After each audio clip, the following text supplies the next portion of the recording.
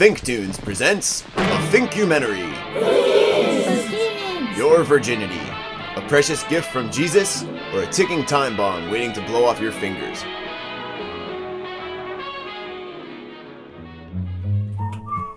Hey there! I'm your father, and I'm here today to talk to you about something very important. Your virginity. It used to be the responsibility of parents and teachers to tell children about the scary horrors of sex, but these days it seems like everybody's just too big of a pussy to talk to their kids. So we here at Finktoons University interviewed some boys and girls your own age with this scientific camera, a goo-goo-goo-goo-goo, and we asked them to tell us about the first time that they ever got sexed on. Sometimes sex can be beautiful and romantic, but most of the time it's a lot like rape. So listen up, kids, because there's gonna be a test afterwards. It's an STD test, and if you ever had sex before, then you're all gonna fail. All right, here we go. Woohoo!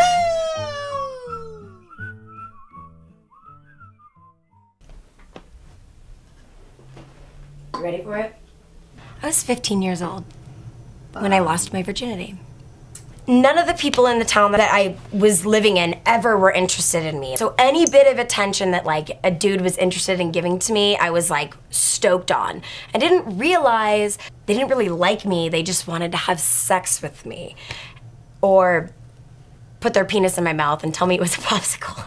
I thought that I was gonna like lose it to somebody super special, totally didn't.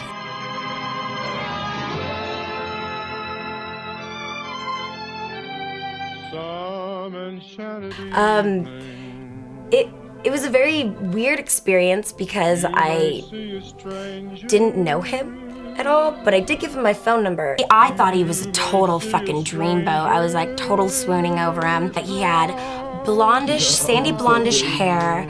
I have no idea if the guy was smart. I just was like, oh, he's really into like surfing and skimboarding, and like he's like, I just went to a party and got drunk, and then we went back to this guy's house, and he's like, you ever smoke weed? And I was like, no. And he's like, why don't you fucking hit this bong and drink this jungle juice? And I was like, okay. And then I did, and my friend came up and was like, he wants to have sex with you. And I was like, what? Oh my God, okay. And so I went into the room, and he was already naked and in the bed with a condom on.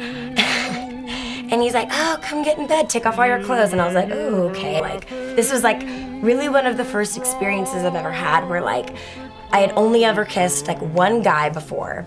And so like I had no basis of being able to know if it was appropriate or not to do that. Totally appropriate. I just thought, oh, this is what happens. Yeah, this is what happens. So take off all my clothes, get in bed, and I think it was just maybe a little making out and just right to the business.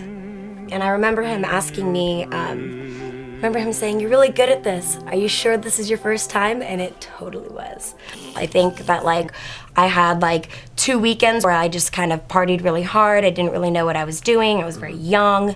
And sobered up the next morning and was like, ooh, wow, that was awkward. And well, never getting that back. Done it once, learned my lesson, and you know, moving forward, I've only had relations with people that I kind of like, except for some one-night stands from time to time. Wow, wasn't that neat? Now here's what we learned from Katie. A, 16-year-old girls love 22-year-old guys. So if you couldn't get a girlfriend in high school, just wait till you're old enough to statutorily rape someone. You'll live like a king. And B, the best way to trick girls into doing things they'll regret forever is with alcohol and weed, a ding-dong-doodly-doo. Up next, we got another story for you, and this one's from a hippie. The short story of the loss of my virginity, I'd have to say it was anticipated with horror, disgust, glee, wonder, nervousness, everything that you go through. But then it ended up just being this sleazy, salacious, one-sided, unknown, or knowing that something was up, something wasn't quite right.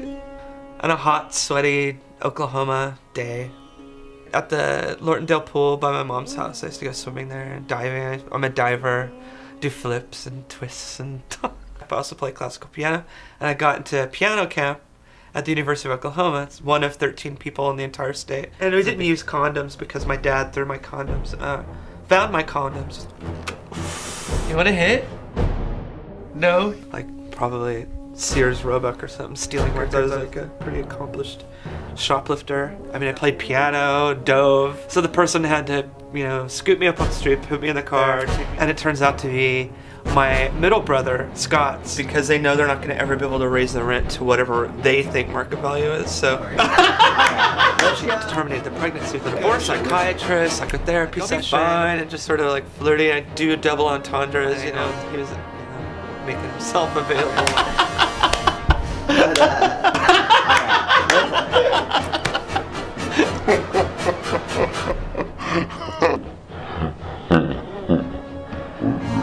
No, we're not. Long story short.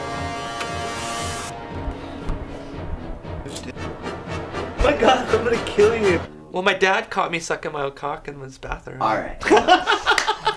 I would go to diving practice, but then I'd get so worked up at diving practice, seeing other guys in the shower, swimming and stuff. And I get home and I'd just be like, and just, you know, jack off like furiously. And I guess I hadn't locked the door, and I had this way of propping my back up on the floor by doing a somersault and then placing my toes on the bottom of a shelf, and then I could like raise my head up and just start giving myself a blowjob. And one of these occasions, my dad's home, like he was like always away on business, but then I guess he's there and he like brams, like just forces the door open and pushes up against my body, his naked son with his dick in his mouth. I'm like, no, I'm occupied. And I never like forgave him for that. In fact, I put LSD in his coffee once. Jeez.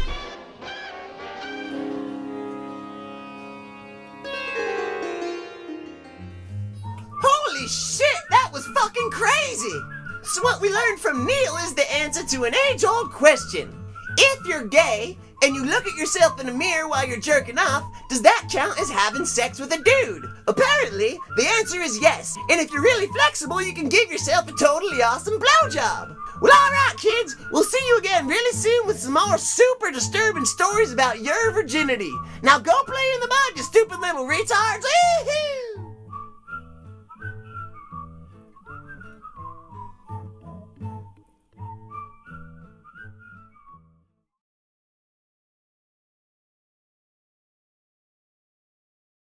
Get off me, fucking bitch! Fuck off, Tyler, you fucking your face!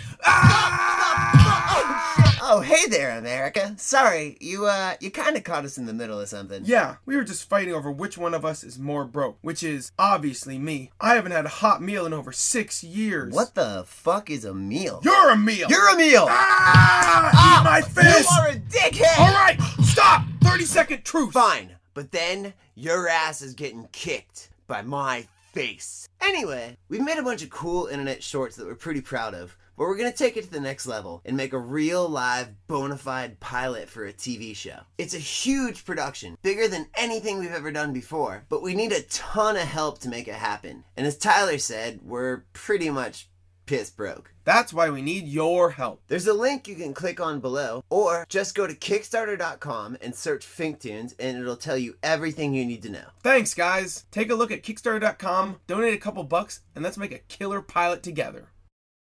30 seconds up, bitch! Beat down time! I'll beat down your face with my fist! My fucking teeth again! You keep hitting me in the same spot!